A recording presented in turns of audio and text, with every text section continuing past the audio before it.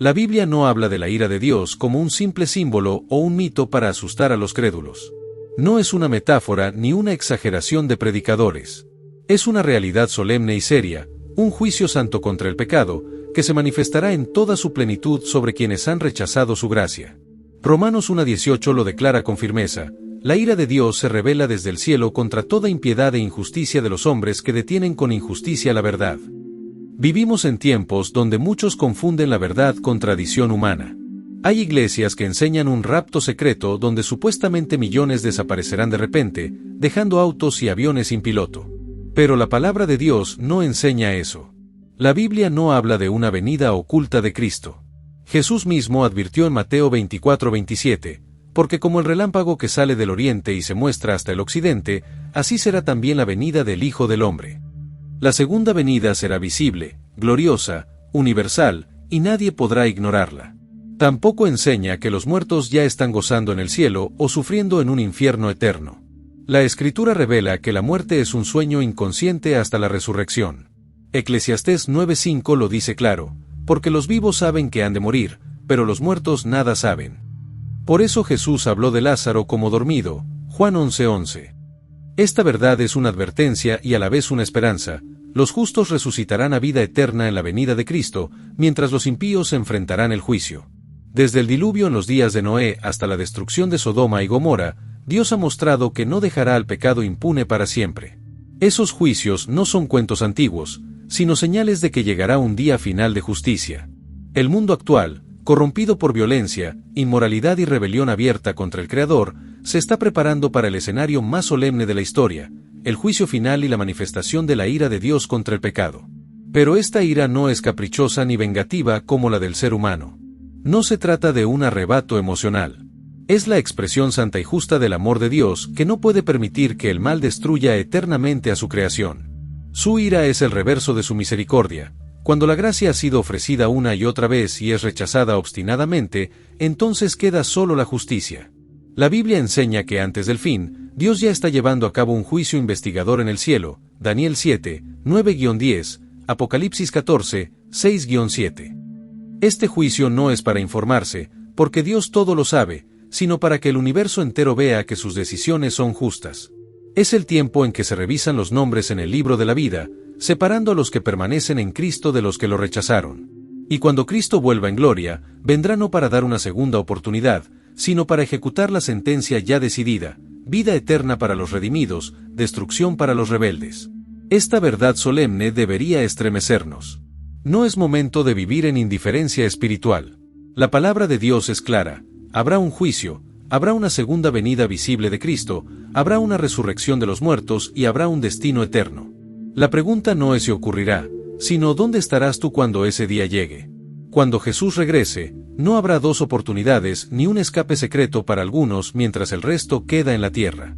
La Biblia enseña una sola venida, gloriosa, visible y definitiva.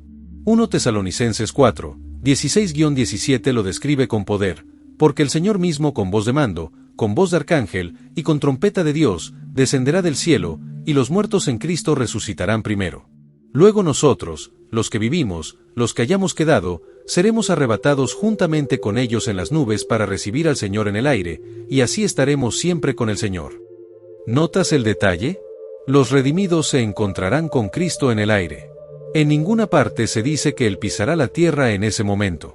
La Biblia enseña que la segunda venida marca el inicio de un tiempo de desolación en la tierra. Los justos son llevados con Cristo, los impíos mueren por la gloria de su venida, 2 Tesalonicenses 2:8, y la tierra queda vacía y desordenada, como lo describe Jeremías 4, 23-26. El engaño de que habrá una segunda oportunidad después de la venida de Cristo es una de las mentiras más peligrosas que Satanás ha sembrado. Muchos viven confiados, pensando que podrán arrepentirse más adelante, cuando vean que todo era real. Pero la Biblia advierte que cuando Cristo aparezca en gloria, el destino de cada persona ya estará decidido. El que es injusto, sea injusto todavía, y el que es justo, practique la justicia todavía, y el que es santo, santifíquese todavía. Apocalipsis 22:11. Después de la segunda venida ocurre el milenio, un periodo de 1000 años mencionado en Apocalipsis 20. Durante ese tiempo, la tierra estará desolada, Satanás quedará atado sin nadie a quien engañar, y los redimidos participarán en un juicio de revisión, confirmando la justicia de Dios en cada caso. Así, todo el universo verá que el Señor actuó con misericordia y justicia perfectas. Al final del milenio ocurrirá la segunda resurrección, la de los impíos. Apocalipsis 25 lo declara, pero los otros muertos no volvieron a vivir hasta que se cumplieron 1000 años.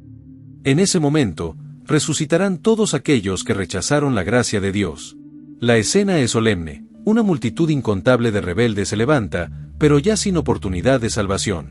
Frente a ellos descenderá la nueva Jerusalén, la ciudad santa, junto con Cristo y los redimidos. Entonces, los impíos enfrentarán el juicio final ante el gran trono blanco, Apocalipsis 20, 11-15. Es aquí donde se manifiesta en plenitud la ira de Dios.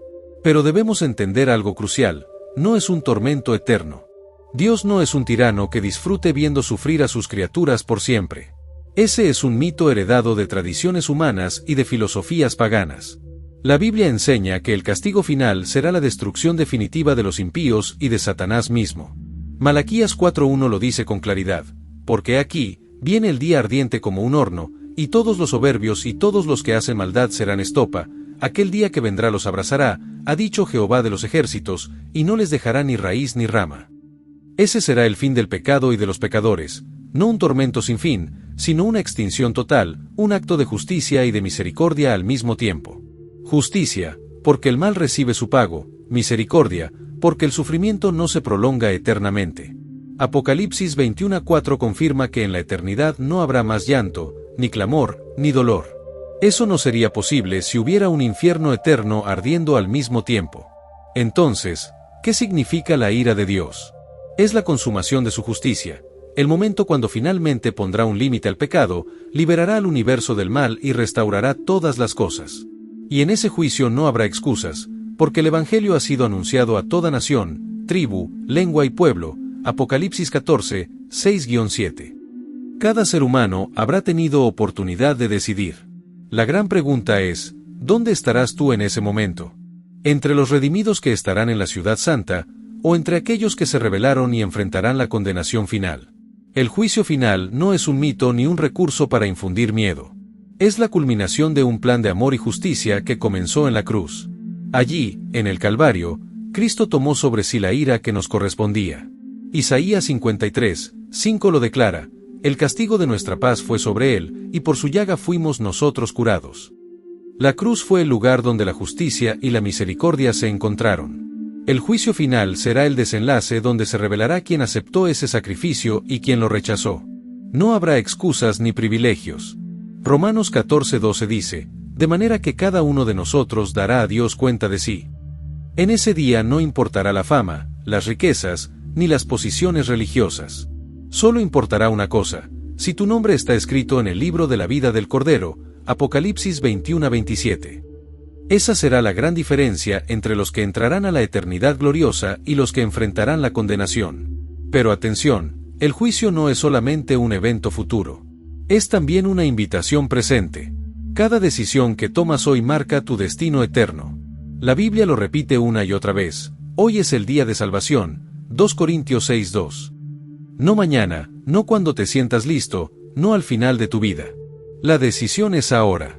Cada pensamiento, cada elección, cada paso que das, inclina la balanza hacia la vida o hacia la muerte eterna. La gran noticia es que Dios no quiere que nadie perezca. Ezequiel 33 lo dice con ternura, vivo yo, dice Jehová el Señor, que no quiero la muerte del impío, sino que se vuelva el impío de su camino, y que viva. Si hoy escuchas su voz, no endurezcas tu corazón. Rinde tu vida a Cristo, confiesa tus pecados, recibe su perdón y deja que su espíritu te transforme. Y aquí viene la promesa más gloriosa, cuando todo termine, cuando el mal sea erradicado para siempre, Dios hará nuevas todas las cosas. Apocalipsis 21 describe la visión de la nueva tierra, un lugar donde ya no habrá muerte, ni llanto, ni dolor, donde no existirá el pecado ni la injusticia. Será un mundo restaurado, perfecto, donde la humanidad vivirá en paz eterna en comunión directa con su Creador. Isaías 65:8 anticipa esta esperanza, porque aquí que yo crearé nuevos cielos y nueva tierra, y de lo primero no habrá memoria, ni más vendrá al pensamiento. Imagina un mundo sin guerras, sin hospitales, sin cárceles, sin lágrimas de niños ni clamor de madres. Un universo limpio, puro, donde todo lo que hoy nos duele será apenas un recuerdo que jamás volverá. Ese es el destino de quienes se entregan a Cristo, vida abundante, eterna, plena. El infierno no es un fuego eterno castigando sin fin.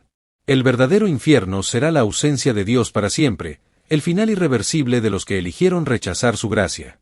Y ese fuego que Apocalipsis describe no arderá eternamente, sino que consumirá completamente a Satanás, al pecado y a los pecadores impenitentes, de manera definitiva.